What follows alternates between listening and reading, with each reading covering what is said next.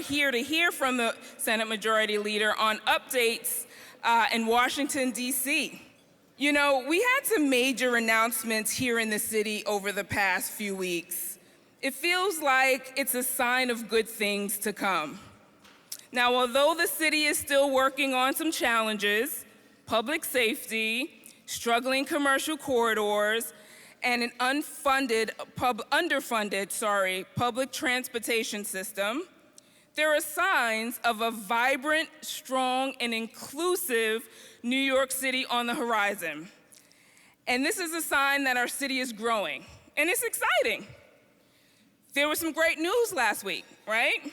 The mayor, along with the New York City Football Club and the Queens Development Group, a joint venture of related companies, I saw Charles here earlier, and Sterling Equities, announced the vision for Willets Point, Queens,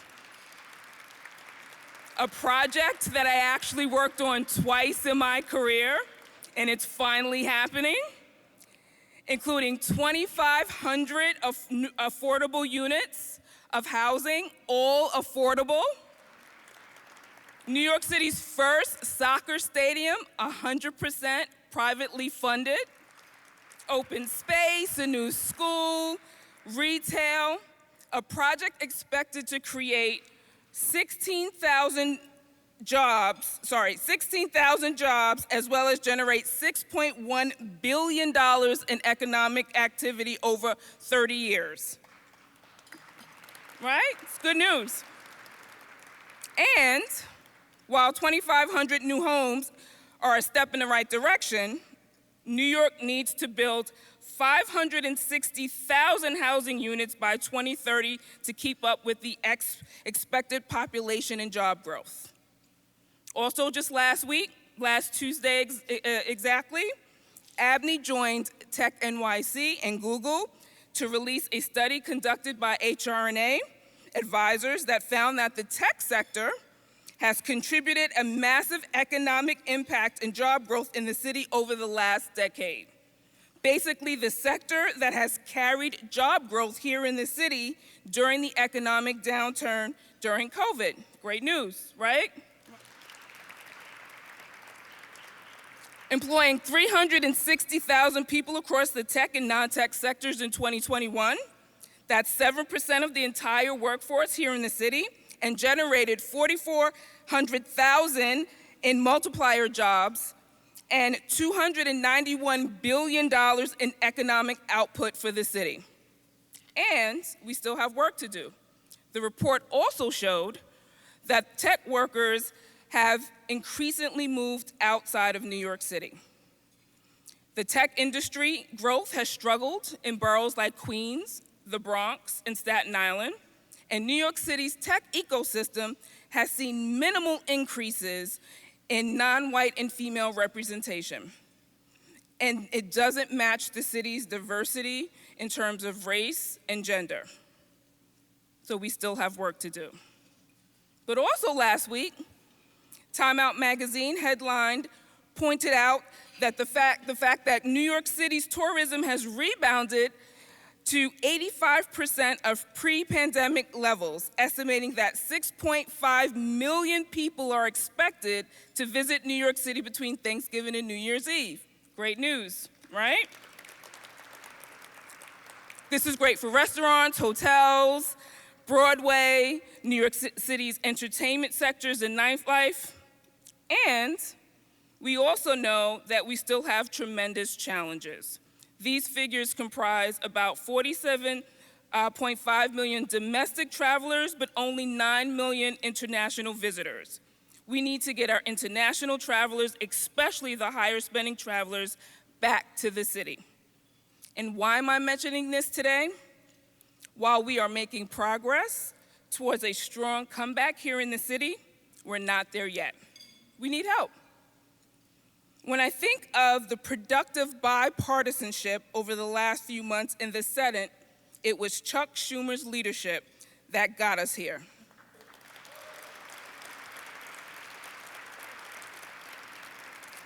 The passage of the CHIPS and Science Act, the Safer Communities Act, the PACT Act, to provide care and compensation for our veterans, not to mention the historic funding and assistance he delivered to New Yorkers in the American Rescue Plan and Infrastructure Investments Jobs Act. We need this kind of leadership to get our city, our state, quite frankly, our country, back on track. And we know Chuck can get us there. And that's why I am so glad to call him ours. He might be the Senate Majority Leader, but he is the senator from New York that we are so proud of.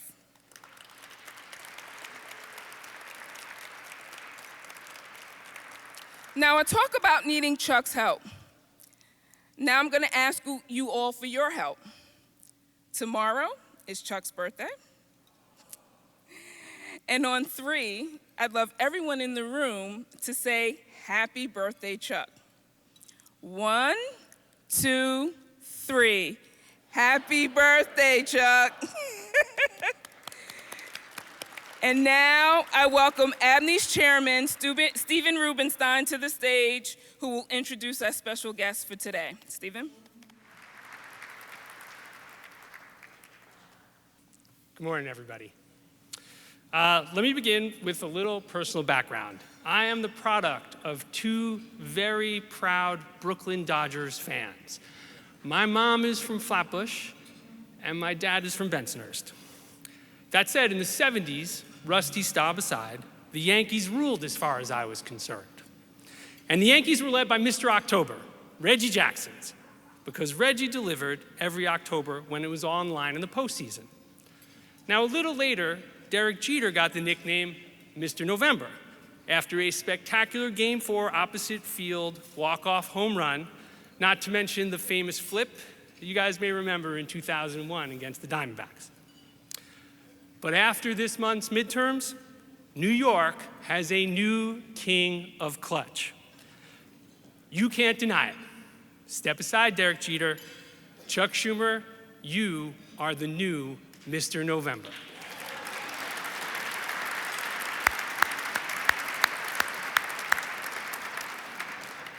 It took roughly 15 minutes after the polls closed here in New York for him to be declared the winner of his own race for a 5th term, not to mention 18 years in the House of Representatives, and not to mention his 6 years in the New York State Assembly. But actually, his reelection itself wasn't the main event. It wasn't until a few days later, when after all the votes were cast, that Majority Leader Schumer's candidate secured wins in Arizona and Nevada. Setting aside the pending runoff in Georgia, each and every one of his candidates won their reelection. Remember how every political prognosticator said Chuck Schumer would lose his majority and lose it big time. Well, Mr. November here pounded the pundits, negated the naysayers, and confounded his critics once again. Now, I don't care what your political affiliation is, having Chuck Schumer continuing as the majority leader is good news for New York. It is very good news. Who else is going to hold Sunday press conferences hassling airlines for making the seats too small for our tuchuses? Now, I figured if Chuck could use the word schmo in a campaign ad to describe Ted Cruz, I could use the word tuchus on the stage at Cipriani. Whether it's landing the money for Gateway and public housing, protecting the city from rising seas and storms, or delivering New York for COVID relief, which we badly needed, including Save Our Stages, Chuck always is there fighting and winning for us. Speaking of passionate public service, I'd just like a moment to recognize the other officials who are here with us today. We have Congressman Jerry Nadler,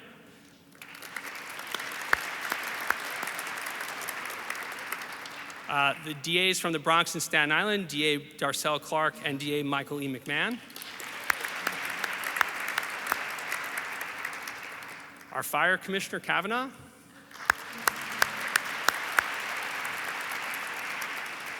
And our CUNY Chancellor Felix Matos Rodriguez.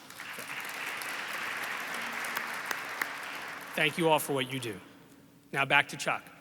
The majority leader has called presiding over the evenly divided Senate the hardest job he ever had. But the truth is, he's really damn good at it. He's taken that 50-50 Senate and delivered one of the most prolific and productive terms in modern history. The American Rescue Act, the Inflation Reduction Act, the Bipartisan Infrastructure Law, the CHIPS and Science Act, confirming a new Supreme Court justice, the first African-American woman to hold the seat, confirming more than 80 federal judges, a landmark health care bill for veterans, the first federal gun safety legislation in 3 decades, and the most expansive action against climate change in U.S. history.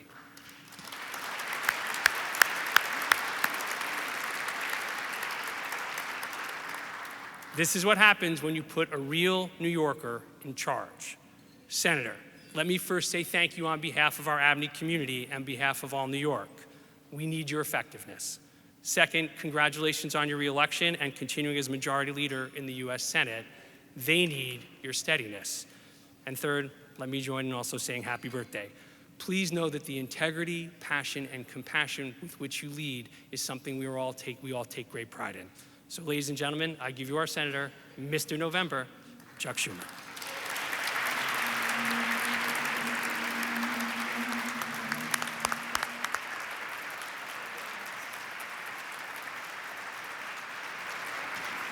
Well, thank you, Stephen. That was really nice. I very much appreciate those nice words, and it all comes from my love of New York. I just love New York. Now, a couple of quick points. Stephen mentioned we did have an ad where we used the word schmoes and shonda and kvel. It said Ted Cruz and a few of his colleagues were schmoes. I wanted to use another word, but the staff wouldn't let me. But that ad did better in upstate New York than anywhere else, which speaks well of New Yorkers. They love the Yiddish ad in upstate New York. Second, it was mentioned it's my birthday. You know I love to tell stories. Abe Lincoln said the best political leaders tell stories. So this is my Thanksgiving story. I was born on Thanksgiving Day, 1950. My mom went into labor at about 5 a.m. and my dad, they lived in Brooklyn. My dad got her in a car, which was called a Hudson. They don't make those anymore, and drove her to the hospital where she was due to give birth. It's no longer there. It was called French Hospital. It was on, the location's important, it was on 29th Street and 7th Avenue, and drove her in there. It was run by an order of French nuns. Why French nuns had a hospital in the middle of Manhattan, I don't know. Maybe they like to come to Manhattan, like everybody else. But in any case, in those days, it was a lot different than today. There was no, spouse in the birthing room, all this touchy-feely stuff. Iris and I. Iris is here today, by the way, another great public servant. We did something called Lamaze. No one's heard of that, but they have some other stuff. But in any case, in those days, they sent the husbands down to a little room where they smoked cigars, paced the floor, and waited for news of the blessed event. But it's about 9 a.m., and my dad, who's a bit of a free spirit, realizes he's at 29th and 7th. He says, guess what? I'm only 4 blocks from Macy's. I'll go watch the parade. So he leaves the hospital, goes and watches the parade for 3 hours. Towards the end of the parade, he bumps into a friend of his, tells him why he's there, and he says, oh, let's go into this local pub to celebrate the blessed event. I was born at 11 a.m. My father showed up at 4 p.m., precipitating the first fight my parents had over me. But they were married, I'll talk about my dad at the end, but they were married 72 years, so it couldn't have done too much damage. Anyway, it's great to be here. I want to thank Steve Rubenstein. He's been my friend for such a long time. Does a great job, not just for this wonderful ABNY organization. I was there when his father and Lou Rudin and Bob Tisch and others came to New York. I was an assemblyman in 1975 during the crisis, and I saw the founding of ABNY, and it's gone from good to great to even better. I want to thank Melva Miller. She does an amazing job as the executive director of ABNY. Thank you, Melva. And I look forward to continuing to work with ABNY and all of you in this room to continue to make New York a better place to live and work. One parenthetical point here. Everyone talks, oh, no one wants to live in big cities. That's a lot of bull. New York in the census in 2010 had 8.1 million people. It now has 8.9 million people in the 2020 census. It's a little lower with COVID, but those people are coming back. No city gained as many people between 2010 and 2020 in all of America in an absolute basis, but the more amazing fact is on a per capita basis, of the 25 biggest cities, we were 4th in population gain. I think Austin and Nashville and maybe it was Salt Lake City were ahead of us. We were ahead of Chicago. We were ahead of San Francisco. We were ahead of Miami. We were ahead of Boston. People want to live in a diverse, vibrant, pulsing place like New York, and that's going to continue to happen. I have no doubt about the continued greatness of New York. I'm also proud and honored that the people of New York have elected me to another term to keep me doing what I love. And in fact, thanks to the voice of the voters, I am the first New Yorker ever elected to 5 terms to the United States Senate. So I thank you all for that. It's deeply humbling to me, as it is motivating. And I vow to work just as hard and make this term every bit as impactful as the 4 that came before it. As you all know, New York's in my bones. I like to say that before I Love New York became our state motto, it was my credo. And I love every corner of it, every part of it.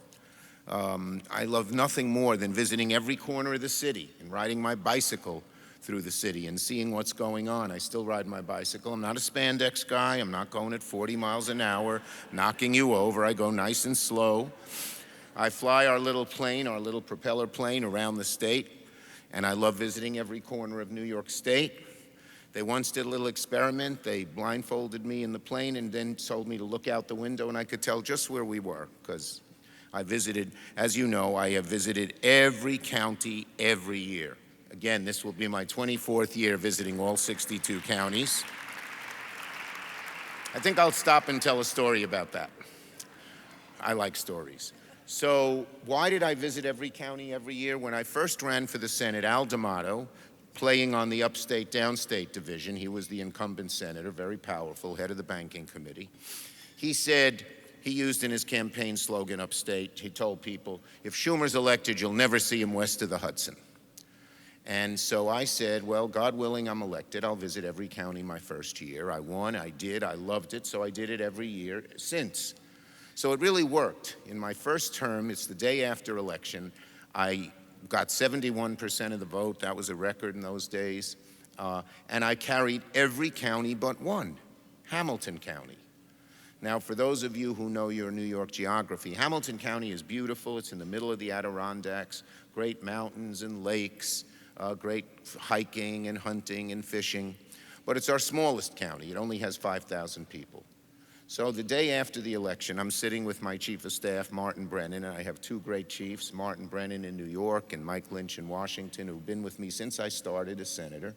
And they put me in my place, as they should.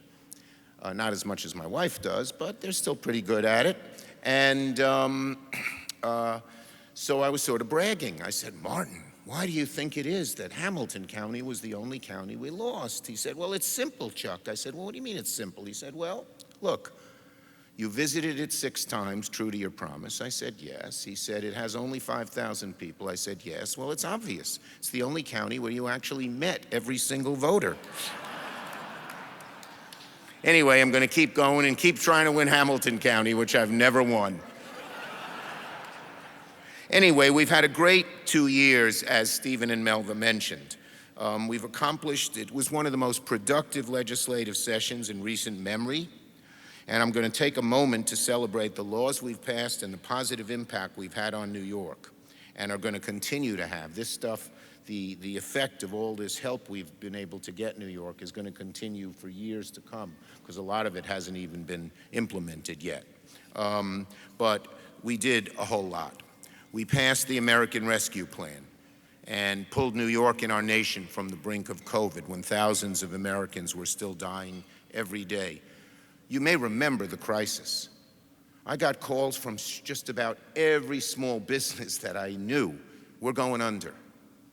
Obviously, the arts, where people gathered and congregated, going under. The MTA was going to just go bankrupt. 4 of our major hospitals called me. These are major employers, beautiful hospitals that, help people so much, give the best health care in America.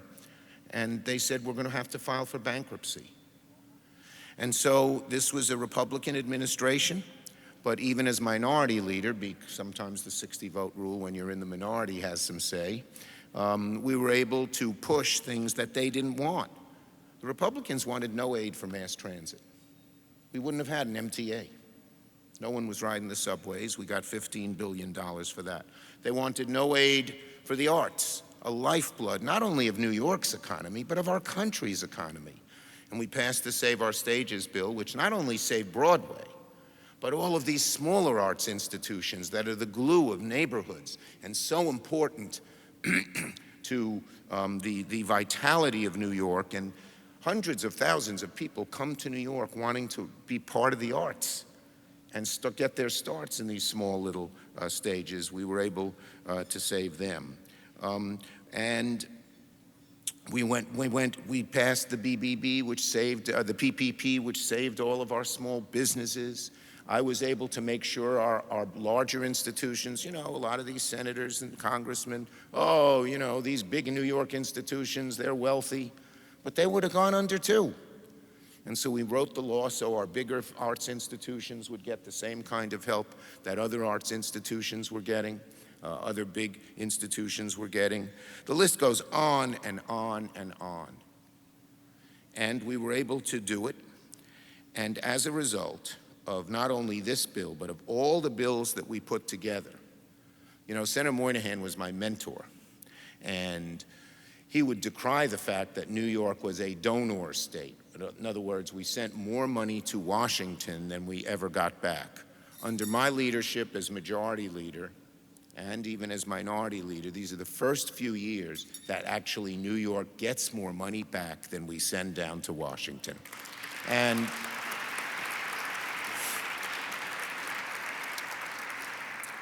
And part of that is because obviously we needed help and the federal government spent, but a lot of it is by defending the programs like the arts, like the subways, that are particular for New York. And second, I have a hand in writing the formulas, and you can be sure all of these formulae, I guess is the right word, are better for New York when you have a majority leader from the city of New York. So that was one thing.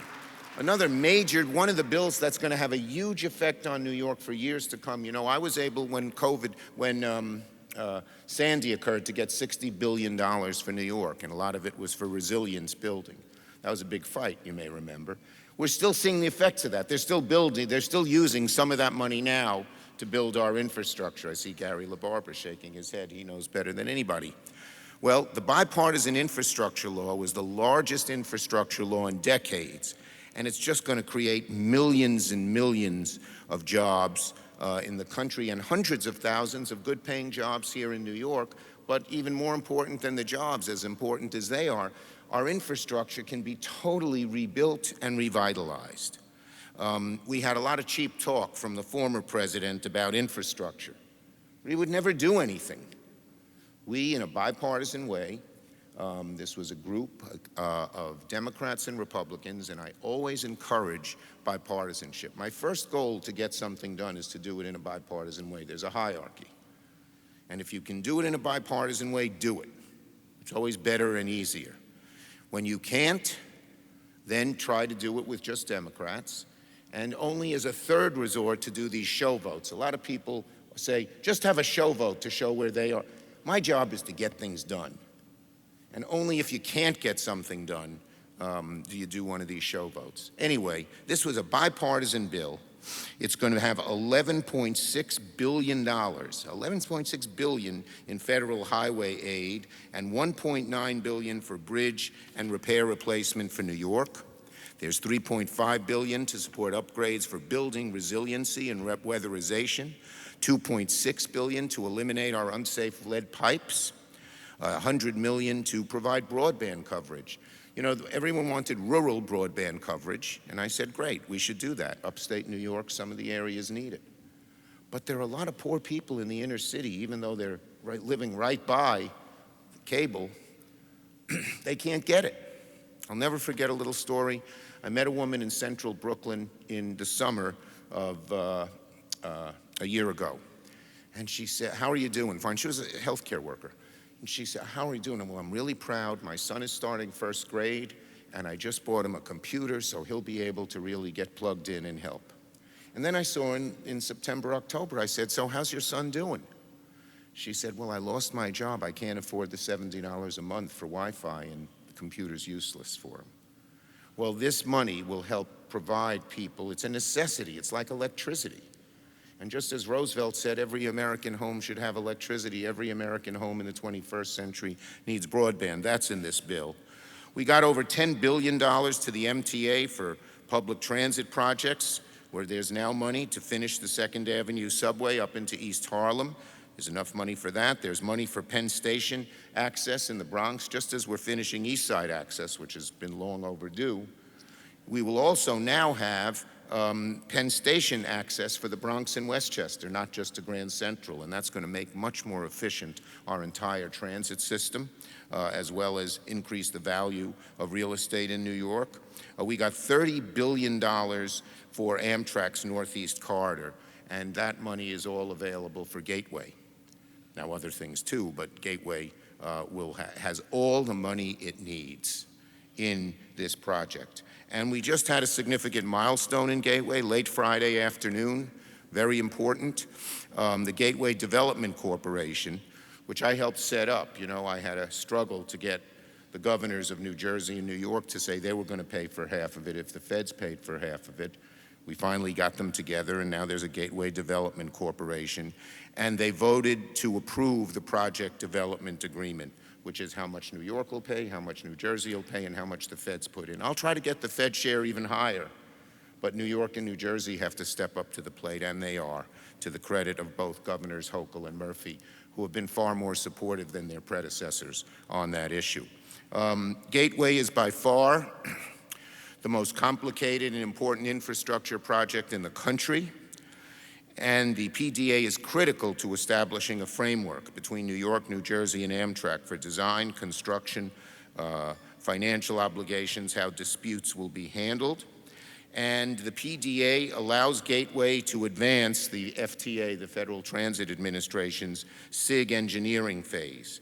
We got a positive rating from SIG. I watched this like a hawk, and all of these difficult steps are all being overcome one by one by one. So we got the SIG rating earlier this year. That's the federal government's primary source. And so now it won't cost that much from the Fed side, but there's $32 billion for Gateway. And President Biden has said Gateway is his #1 public works project in the country. And so we're going to get that done, fine and plain and simple. The CHIPS and Science Bill was mentioned, the largest manufacturing investment. One of my goals and dreams is to make upstate New York, which, as we know, has suffered. And we're one state, and New York City has done well. Our suburbs have done well, but upstate has been languishing. And one of my goals is to make upstate New York one of the centers, not just of the country, but of the world, in manufacturing and research and design of semiconductor chips, which are vital to our whole economy. The tire in your car has about 20 chips, because when your little light goes on that says your tire is low, chips are doing that. Chips do everything.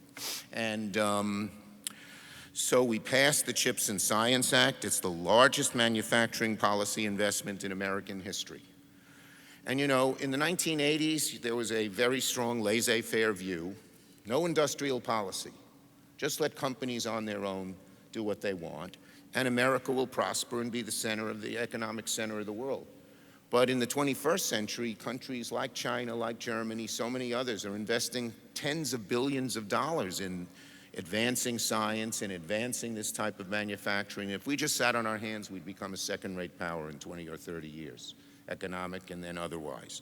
So this bill was vital. It was another, like the BIF, a bipartisan bill. Todd Young of Indiana, a good Republican senator from Indiana, was my co-sponsor. And it's revolutionary. And as you saw, the biggest investment in America was just announced by Micron, $100 billion in Syracuse. When Carrier When Carrier left Syracuse, it was just a blow to that city. The air conditioner was invented there. And the head of United Technologies said to me, "No one wants to live in Syracuse." That got me so mad. So damn mad. This arrogance. But in any case, now Syracuse has a great, great future with that. But there's more. Global Foundries, which makes a different kind of chip called legacy chips, which cars need, is doubling its plant. I helped them come to Malta, which is in Saratoga County near Albany, years ago. And now they're going to double their plant. And Edwards Vacuum, there are going to be all kinds of suppliers. So Edwards Vacuum is a British company that makes, you need to vacuum these clean rooms so they're spotless to make these chips. And they just announced they're investing the biggest vacuum factory, new factory in the country in Genesee County between Rochester and Buffalo. So this is sprouting up everywhere. And one thing that people haven't paid attention to, we have a very good chance to make University of Albany, which has a consortium of great companies like IBM and Applied Materials, as well as universities, as well as the state government, the primary center for high-end semiconductor chip research to get the new cutting end of chips. That's going to be the decision will be made in the spring, but you can be sure the majority leader from New York is going to do everything he can to make sure Albany is chosen, and I think we have a damn good chance. And that'll help other things. There's so much to talk about here. The Inflation Reduction Act, maybe the most, that was the one, all these things we did that Stephen and others mentioned were bipartisan. And I'll get to that in a minute. But the one thing we couldn't do bipartisan was deal with two major issues, well, to more than two, three major issues and several other issues. We had the Republicans in the Senate were totally in the throes of big oil. We couldn't get a thing done on climate. On pharmaceuticals, they would not move in our direction to get the cost of pharmaceuticals lower, and they wouldn't expand health care. So that we had to do using reconciliation and do it in with just Democratic votes, and as you know, that was hard. But I do have a secret weapon. How do I get 50 Democrats when you need every vote, from Manchin to Sanders and everyone in between, to be on the same page? I have a secret weapon. It's my flip phone. Every senator, I know the phone, you tell me a senator, I'll tell you his phone, if it's a Democrat, his or her phone number. And every one of them calls me directly, seriously. Don't go through staff, don't do emails, talk to me. And it works. Anyway, we got the Inflation Reduction Act done after a lot of travail. And it's, as said, it is going to the reduction. This bill will cause a 40% reduction in the amount of carbon going into the atmosphere by 2030. That's even more ambitious than New York's CLCPA, which I was supportive of. It's incredible in terms of the change it will do for climate. But we did it in a positive way. We didn't use sticks, we used carrots. And so business was far more amenable to this. So there are credits for commercial building efficiency upgrade, important to New York, credits to incentivize the construction of new efficient single and multifamily housing, credits to install EVs, EV charging stations so we can move forward quickly on electric vehicles, and credits, of course, for our energy like solar and battery storage in homes, but also for wind and solar. And New York is likely to be the #1 state in offshore wind in the country quite soon. And that is all because of these credits. And then there are smaller things, but things I love this kind of stuff. We are going to make South Brooklyn, near Industry City, the place that assembles the solar panel, the wind turbines that will be used offshore. And it's going to employ 300-400 people from Sunset Park who never had any opportunity and didn't have the kind of skills. They're going to get trained in those skills and they'll have good jobs. And it will be a great thing. Similarly, we're going to do the same thing in the Arthur Kill Terminal on Staten Island, and we were able to get grants for each of these. Another very exciting thing, it's so much. the guy who won the Nobel Prize to create the lithium battery was a man, he was born in Britain, he's a man named Whittington. He's a professor at Binghamton University. We just got a $100 million grant, and we are working to establish Binghamton as the center for lithium battery manufacturing and research in the whole country. And that was, and on Long Island, the Brookhaven National Labs has now something called the EIC, the Electron Ion Collider. It's a $2.5 billion project. It's the most advanced atom smasher is what they used to call it. I don't know what, cyclotron, whatever, I don't know, light source. They have a lot of different names for it. But it's the most advanced machine of its kind in the world, and it's going to unlock secrets in terms of quantum mechanics and everything else. That'll be amazing. And #1 in the world, it's going to be on Long Island. Other things we've done quickly, judges. Trump put in such horrible judges. I'm serious. I mean, aside from they were conservative, they had no understanding of what a judge has to do or be. I mean, one of them they put in for New York just turns my stomach that guy's on the bench, because I knew him. Ugh. Anyway, we have undone that. We have undone that, or we're counterbalancing it. We have set a record. We have now 83 federal judges that we have confirmed. 2/3 are women, and 2/3 are people of color. We're having the bench look like America. And it's not just, no offense, it's not just partners in law firms or prosecutors. It's people who are legal aid attorneys, and people who are consumer advocates, and people who are immigration lawyers. So the bench is getting a far greater breadth, and of course, topping it all was Ketanji Brown Jackson being the first black woman and the first public defender to sit on the United States Supreme Court. So, we did a lot. Second part of this speech, which will be shorter, I assure you, Stephen. I know we have a 10 o'clock deadline here. What's my analysis of the election? Obviously, I was very glad to take this. Why did it happen? And that's what I'd like to share with you a little bit here. And it's good, it's really good. So no one thought we would keep the Senate. No one. You know, they looked at the problems in the country, they looked at Biden's numbers, and they looked at the historical pattern. But two things happened in the last 2 years that I would say are related. One, just what I reviewed. We had a record for decades, the most productive 2 years that the Congress and the Senate has had in many, many decades, certainly since the 60s and maybe even further back. And second, Democrats kept the Senate and nearly kept the House. The two are intrinsically related. And this gives me a lot of faith. Because people, well, let me tell you how it was, I'll give you a little timeline.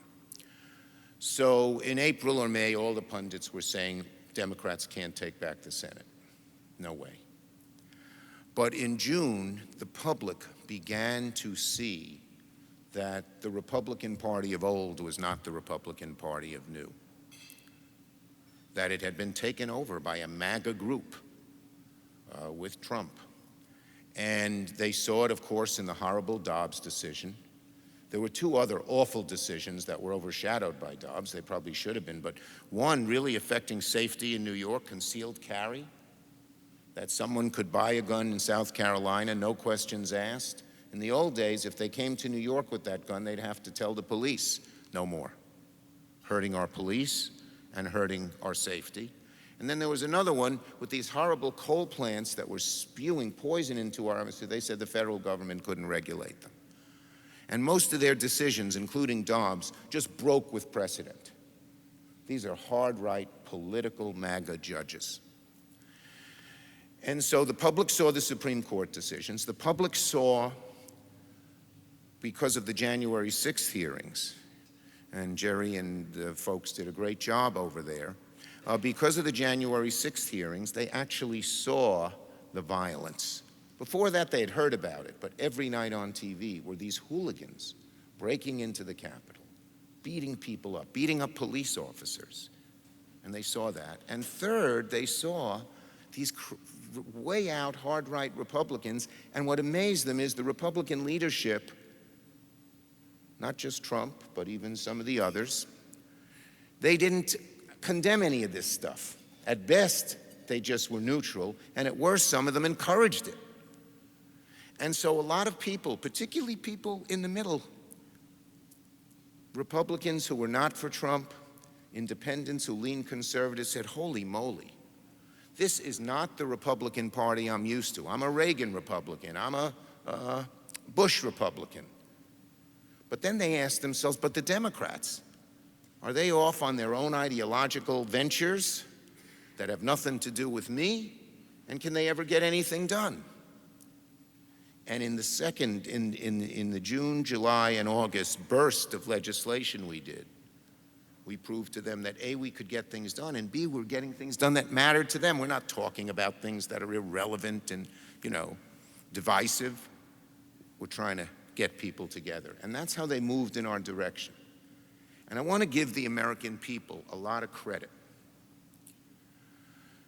Throughout the summer, many people, I have to admit I was worried about democracy itself.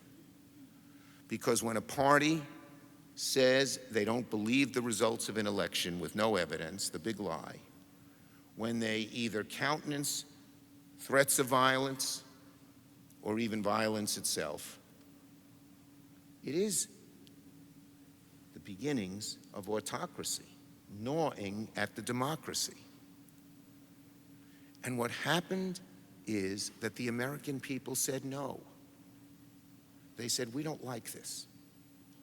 And they really sent a shot across the bow to the Republican leadership and said, we don't like this. You're going to go along with these MAGA crazy people. We're not going to vote for you anymore.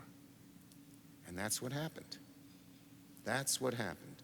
Our base, and particularly young people who voted in higher levels, were enthusiastic because of climate and what the president did. I helped push him on student debt. But people in the middle said, I'm going to give the Democrats a chance. And that's what happened in the election. But the roots of democracy are deep. They've created what the founding fathers called this God's noble experiment. That's what they called it when they had finished writing the Constitution. It's been there a long time. And it takes a little while because democracy moves slowly, particularly a democracy constructed as ours. But the people saw it. So I have a great deal of, I get a great deal of strength that the American people resisted a lot of this MAGA stuff and told the Republican leadership, if you continue on this path, forget it. And I've talked to Leader McConnell. And I've said to him, look, in the next session, we're going to have the majority, but obviously on a lot of things we need 60 votes, and certainly you got McCarthy in the House. Let's try to work on as much as we can in bipartisan. And I said to him, if you go in the MAGA direction, you know it's going to be a loser for your party. So let's work together. We got a lot done in the last 2 years in bipartisan. Let's do it for the good above all of our country, but it's probably good for your party as well. And that is my hope that that happens. I'm going to conclude by telling you one little final story about my dad, because my dad will have been gone a year, actually on the same day as my birthday, tomorrow. So my grandpa came to America at 6 years old, and he had come from a family that was poor. My great-grandfather was a famous rabbi in Eastern Europe and had 18 kids, because he believed in the Bible, be fruitful and multiply is the first commandment of God to man in the Bible. But the Jews in Eastern Europe were poor. All they did was study, because they couldn't be a farmer, they couldn't be a tradesman. Although when I told this story to my caucus, Byron Dorgan, a droll Norwegian, said, he had 18 kids? I said, yes. He said he wasn't just studying. But in any case, the three youngest came to America, my grandpa in the 1890s, to be raised by an uncle. But the uncle was a ne'er-do-well. So my grandpa slept in doorways, stole apples from the push carts, didn't go to school, so he had to teach himself to read and write as a young adult. But when he was 14, it was pouring rain. And he sees all these people going into this nice building on the Lower East Side. And he says, hey, they're not charging admission, so I'll go in, I'll get dry. What was the building? There's a Yiddish word, beshert, God's hand, fate. The building was the labor temple built by the labor unions to teach the poor Irish, Italian, Jewish, Polish, German immigrants about the union movement. It was their annual meeting. They had 3 speakers, among them, among the greatest orators of the day, Eugene V. Debs, Will and Ariel Durant. My grandpa stays there and listens for 6 hours. That's how long the lectures were in those days. And he's hit by a thunderbolt. He becomes a union guy. He ends up in Utica, New York, working in the paper mills. He was one of the founders of the Paper Workers Union, which started up there, not one of the top 5, but one of the top 50. So my dad was raised in Utica, New York. World War II occurs, my dad's a patriot, he enlists, they give him a test, and he scores at the top of the list. So they give him top secret clearance and they teach him radar. Radar in the early days was being perfected, but its secondary, to see airplanes, but its secondary mission was to see mountains, because the Allies were flying over the Himalaya mountains, and the mountains were enshrouded in clouds, and the Japanese Zero fighter planes would chase the planes into the mountains. So my dad helped perfect radar, flew missions, was shot at by Japanese Zeros all the time, never hit. And he saved a lot of lives because he helped perfect radar. By the way, the only injury he got a parasite in the airfield in Burma and lost his hair. When I became a congressman, he says to me, so now you're a congressman, can I get my Purple Heart? I said, it's not for parasites, Dad. But in any case, World War II ends. Grandpa has lost his job as a union organizer. He buys a little exterminating business in Brooklyn, actually from a German-American who thought the Nazis were going to bomb New York, and this guy moved to Montana. But my grandpa's not a businessman. He's an idealist. He goes into people's houses, he exterminates, he sees they're poor. You shouldn't have rats or roaches, pay me when you can. He told the 3 workers in the business how to form a union and ask him for more money. He said he'd pay them more. So my father gets back from the war, and the family's basically starving. He has to go into this junkie business. He spends the next 45 years in the business. First to support his brothers and his parents, then to support us. He hated it. But my dad never complained, and I never even heard him utter words of resentment about people who had given a better break than him. The only good news, at 68, he retired, and he and my mom had 30 great years together. But he's still here with me. For those of you who've been close to parents, I talk to him, I hear him. And he taught me values, and the 2 values he taught me that shaped my life and why I tell this story are these, because this is who I am. 1, always help people who need help. And 2, he said, if you're undertaking a major thing, look in your heart, make sure it's the right thing. Make sure you think it's the right thing. But if you are sure, persist and persist and persist, and God will reward you, and you will succeed. That's what we've done. And we've persisted, we've persisted, we've persisted. We had a good 2 years, and Dad will make sure that I will continue to persist and help New York for as long as I'm in the Senate. Thank you very much, everybody. Since we're close to 10, we have time for about 2 questions. I'm going to start Vinny Alvarez. Thank you. Just And wanted by the to... way, folks, if you know anyone in Georgia, Yep. call them, tell them to make sure they vote. 51's better than 50 for New York. That's right. So make sure they vote and tell their friends to vote. I'm sorry. And our folks are on it. You went through a lot of the different bills, which you passed in a really very productive session of Congress. It's going to put a lot of, with strong labor standards, which I know America's workers are going to be benefiting for, not only here in the city and state, but across the country. There's a unique opportunity in infrastructure. You mentioned climate, broadband, all of the different jobs that we can be created here in the city and throughout the state. What is the best way that we could take advantage of the grants that are available, the money, in some cases extraordinary grants that are available to municipalities like the city, and really throughout the state, so that we can replicate in different ways what Micron and other people, other companies are doing throughout the city and throughout the country. So most of these, most of the legislation we passed, in the next few months, the administration will be coming out with guidelines. Most of them, many of them, we've arranged for the individual entities themselves to apply for the money, not give a big chunk to New York State or a big chunk to New York City and then let them give it out. Some of that does work that way, but a lot of it doesn't. And so there will be lots of different, in the next few months, and my office will inform your organization, Central Labor Council, and everybody of these rules, regulations, how to apply, and you can be sure we'll get an early step on a lot of these other places. I will continue to push for New York, and I think we'll do very well in that process. But it's a little early yet. Even the infrastructure bill, which was done a year ago, they gave out about $186 million in sort of easy stuff, but there's still another $900 billion to give out. And we'll look at all of that kind of stuff. Some of it, I just do, the gateway thing, for instance, I'm just going to make sure that happens, but then obviously it'll employ tens of thousands of workers here in New York. Well, if I can ask the last question, can you talk to us about the potential for immigration reform in the next session? Oh, God, this is a passion of mine.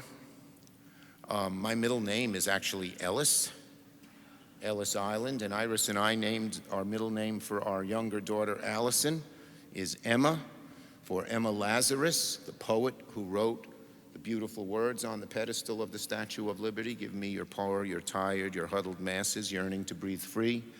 And America desperately needs immigration reform.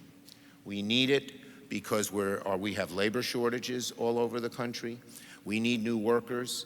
Every business, whether it be a high-end tech business or a guy who owns 3 McDonald's and can't find hamburger flippers, need it. And so my hope here, and this is a great question, this being a group with lots of business folks in it, and I spoke to the Business Roundtable, the BRT, which is the 200 biggest businesses in the country. And I said to them, look, there's a group of Republicans who always have worked with us on immigration reform. And the Republican Party was always, Ronald Reagan was pro-immigration reform, George W. Bush was pro-immigration reform, George H.W. Bush. I worked on bills with them. So we need the business community to go to a group of Republicans. We don't need all of them, and we're not going to get the hard-right MAGA people who have made anti-immigration in a vicious, nasty way their sort of credo. But we can get a good number of Republicans to work with us on a bill, a comprehensive bill, along the lines of the bill that the Gang of 8 did. John McCain and I headed it, 4 Democrats, 4 Republicans. It passed the Senate with 69 votes. Paul Ryan wanted to try to pass it in the House. He was then head of Ways and Means, and again, fate. Boehner stepped down. The Tea Party went to Ryan, who was going to be the next speaker, came the next speaker, and said, our 60 votes won't go for you if you do anything on immigration. But the need has become so much greater. And everyone is crying out for the shortage of workers, that there are a whole lot of reasons, that I think the business community could have a real effect. I would love to get something done on immigration reform. We'll have to do it in a bipartisan way. We'll have to deal with the issue of the border. We'll have to create a pathway, I believe in this strongly, of the 11 million undocumented who are here. But I think it's possible to get it done, and I hope we can get it done. Senator, thank you. We're grateful and look forward to what's next. Thank you, everybody. A happy Thanksgiving to everybody.